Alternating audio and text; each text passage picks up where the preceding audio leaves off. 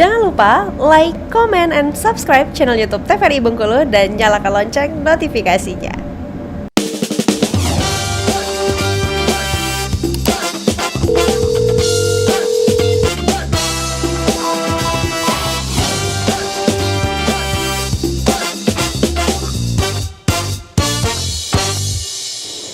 Pemirsa, kembali lagi tentunya di Dokter Keto bersama Keto Sehat. Nah, Dokter Junia, tadi aku sempat menanyakan ya, ini apabila mungkin form ini mungkin tidak diangkat. Lebih simpelnya pertanyaan, ketika tidak diangkat, apakah itu tidak akan kenapa-napa atau nanti bisa jadi merujuk ke bahaya nih, Dok? Oke. Kalau untuk apakah diangkat itu jadi bahaya atau tidak, itu bukan masalah diangkat atau tidaknya, tapi kembali lagi ke jenisnya. Kalau dia besarnya mendadak, dari awalnya kecil, terus tiba-tiba dia pembesarannya itu signifikan, begitu. Itu memang disarankan segera diangkat. Kalau karena resikonya berarti ada pertumbuhan sel yang abnormal tuh, yang awalnya pertumbuhannya sedikit demi sedikit, kok tiba-tiba membesarnya cepat atau signifikan. Itu disarankan untuk diangkat, begitu. Apakah kalau tidak diangkat tidak apa-apa? Biasanya kalau memang jenisnya jinak yang simple dan semakin lama semakin mengecil, pasien memang tidak sadar, sehingga tidak ada saran untuk diangkat karena tidak melakukan pemeriksaan, begitu. Tetapi pada sebagian kasus itu memang ada juga kasus yang pasiennya minta diangkat karena biar lebih tenang kan. Kalau memang biar dijelas ini apakah jinak atau ganas, kemudian resikonya bisa dicegah lebih awal, begitu. Baik, jadi memang mungkin ada rasa tidak nyaman juga bisa langsung minta diangkat ya, Dok ya? Biasanya sih penilaian dokter bedah dulu apakah sudah layak diangkat atau tidak. Biasanya ada masa yang namanya observasi, begitu. Kalau hasil observasinya, oh ini tidak baik, memang sebaiknya dari dokter bedahnya disarankan untuk diangkat, biasanya baru diangkat. Baik, Dokter. Baik, Dokter Wenti, silahkan untuk kembali melanjutkan mengenai FAM ini sendiri. Iya, udah jelas, udah panjang tadi dari Dokter Junia ya. Jadi bagaimana tahapan diagnosa ini biasa dilakukan oleh dokter. Yang pertama adalah menggali riwayat pasien. Artinya kita tanyakan apa aja yang mesti ditanyakan, sudah berapa lama, sejak kapan, kemudian apa saja yang dirasakan, rasa tidak nyaman seperti apa, kemudian faktor-faktor resiko. Kenapa? Karena balik lagi FAM ini terkait dengan proses hormonal. Jadi kita tanyakan riwayat makannya seperti apa, riwayat menstruasinya bagaimana ya, kemudian riwayat keluarganya seperti apa, apakah ada keturunan atau tidak. Lalu setelah dari ini secara subjektif ya kita tanyakan, lalu kita lakukan pemeriksaan fisik untuk menentukan benar atau tidak bahwa itu memang ada benjolannya. Jadi pemeriksaan fisik dan pemeriksaan penunjang nantinya ya. Oke, pemeriksaan fisiknya yang dilakukan oleh tenaga kesehatan ya, biasanya observasi dulu, kita lihat dulu ya, kita inspeksi dulu, kelihatan nggak? Karena biasanya kalau yang jinak itu tidak akan ada perubahan pada bentuk payudaranya ya, artinya tidak akan ada perubahan pada kulitnya ataupun perubahan bentuknya. Benjolannya itu akan terlihat apabila tahu apabila diraba ya atau dipalpasi. Nah, kalau dilihat saja sekilas mungkin tidak akan kelihatan. Nah, kalau dia yang ke arah keganasan itu nanti akan berbeda. Kalau di arah keganasan biasanya terjadi perubahan tekstur ya. Bisa perubahan tekstur ataupun bentuknya. Bisa kayak tadi ada kemerahan mungkin, atau perubahan kulit payudaranya menjadi seperti kulit jeruk, atau mungkin ada discharge ya, atau kayak lendir-lendir tadi, atau ada cairan mungkin atau nanah. Nah, dari sana, dari inspeksi aja atau dari penglihatannya kita bisa bedakan bahwa oke, ini arahnya ke jinak dan yang ini arahnya ke keganasan. Setelah itu apalagi yang harus dilakukan adalah perabaan atau palpasi untuk mencari kemungkinan adanya benjolan ya. Jadi apa yang dinilai nanti? Yang dinilai nanti adalah bentuknya ya, konsistensinya ya, kenyalkah, padatkah ya, kemudian apakah dia pinggirnya rata atau tidak, karena itu akan menentukan tingkatnya tadi, ke arah keganasan atau di FAM-nya tadi. Kemudian berapa jumlahnya, satu atau multiple ya. Oke, selain itu, selain pemeriksaan pada payudara, jangan lupa nanti dokter juga akan memeriksa pada kelenjar getah bening di daerah-daerah ketiak, mungkin atau daerah-daerah sekitar tulang belikat ya, sekitar ketiak. Nah, kenapa? Karena biasanya akan menjalar pembesaran di tempat-tempat tersebut sesuai dengan lokasi dari kelenjar getah bening ya. Oke, ini tadi ya yang dinilai tadi benjolannya bulat atau oval, kemudian batasnya seperti apa, tegas atau tidak, lalu permukaannya apakah rata.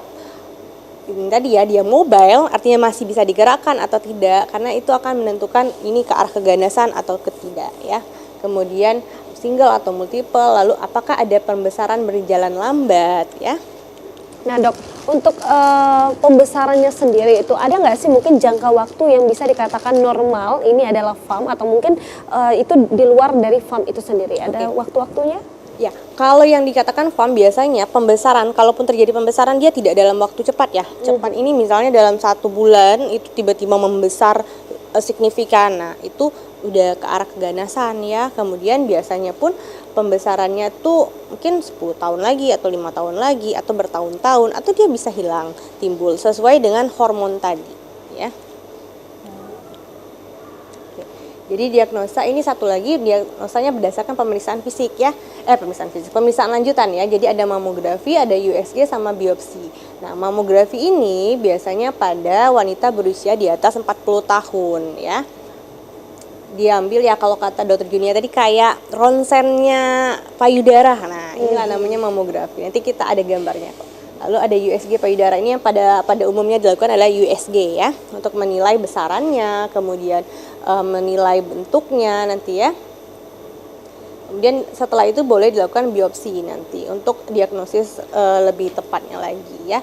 Nanti akan diambil sampel jaringan dari dalam benjolan untuk dianalisa di laboratorium untuk menentukan jenis benjolannya tadi ya. Oke, nah ini mamografi tadi. Jadi kayak payudara akan dijepit nanti itu. Nah, kenapa pada 40 tahun ke atas? Karena kalau untuk yang di atas 40 tahun, 30 tahun ke atas, kan konsistensi si payudara masih padat ya. Jadi akan susah untuk dijepit tadi, karena dia berbeda teksturnya. Kalau yang sudah usia lanjut kan agak lebih longgar ya. Jadi bisa dijepit dan dilakukan ronsen atau mamografi tadi ya. Jadi tes pencitraan USG dan mamografi untuk mendeteksi keberadaan dan ukuran benjolannya ya tadi ya, secara lebih jelas. Kemudian ini biopsi tadi ya, bisa diambil sedikit jarum suntik dengan jarum suntik untuk diperiksa jenisnya, apakah ada sel kankernya atau tidak. Jadi apakah dia ganas atau jinak. Oke, penata laksanaannya. Jadi sebenarnya operasi merupakan satu-satunya pengobatan untuk si FAM ini sampai saat ini ya. Nah, tapi sebelum kita ke operasi, apakah harus semua dioperasi dok gitu kan? Kan enggak. Jadi FAM ini adalah kondisi yang bisa menyusut atau menghilang dengan sendirinya. Pasien FAM yang membutuhkan prosedur operasi hanya jika ukuran benjolannya semakin besar atau berpotensi berkembang menjadi kanker. Jadi nanti akan ada opsi-opsinya bahwa ini layak untuk dioperasi atau ini seharusnya dioperasi ya. Yang kita garis bawahi tadi adalah ukurannya semakin membesar atau dia berpotensi berkembang menjadi kanker. Baik. Nah dok, untuk ini sendiri nih pengecekannya apakah cukup di dokter biasa atau memang ada spesialis yang memang menanganin gitu mengenai FAM ini sendiri? Jadi untuk alurnya tadi kan kita udah jelaskan di awal tadi ya. Jadi kalau terasa adanya benjolan atau teraba adanya benjolan, konsultasi ke vaskes terdekat. Nanti dokter akan periksa secara objektif. Oke, ini kayaknya benjolan. Benjolannya ini harus dicek lebih lanjut. Bagaimana mengecek lebih lanjutnya? Maka harus ke vaskes tingkat lanjut, akan diberikan rujukan kemana? Ke dokter bedah. Lebih tepatnya adalah bedah onkologi ya. Karena ini kan antara ganas atau jinak, jadi bedah onkologi akan lebih memastikan kondisi pasien tersebut. Baik. Karena di rumah sakit pun tersedia semua tadi ya, mamografi, USG, biopsi, dan juga kalau memang harus indikasi untuk operasi akan bisa dilakukan operasi. Baik. Ya. Jadi operasi ini tidak akan merubah bentuk ya, dan tapi hanya akan meninggalkan luka atau jaringan parut sedikit ya. Jadi benar operasinya itu adalah operasi kecil, karena balik lagi benjolan yang diambil itu kan tidak sebesar yang kalau kanker payudara, kan dia akan menempel ke bagian-bagian atau ke jaringan-jaringan lainnya. Maka pengangkatannya pun harus lebih besar.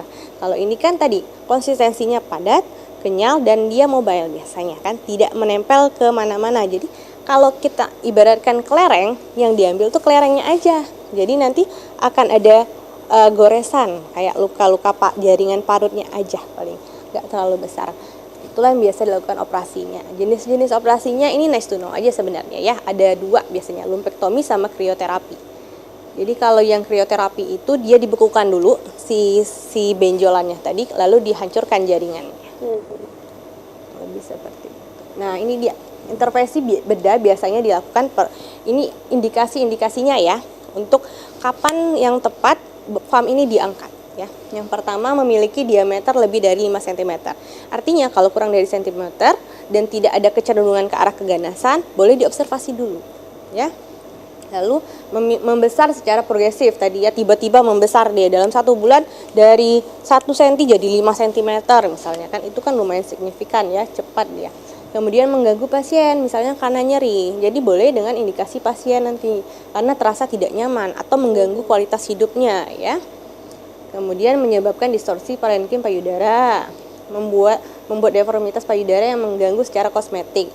Artinya mungkin benjolannya agak menonjol ke atas mungkin ya, terlihat tidak cantik atau tidak estetik ya.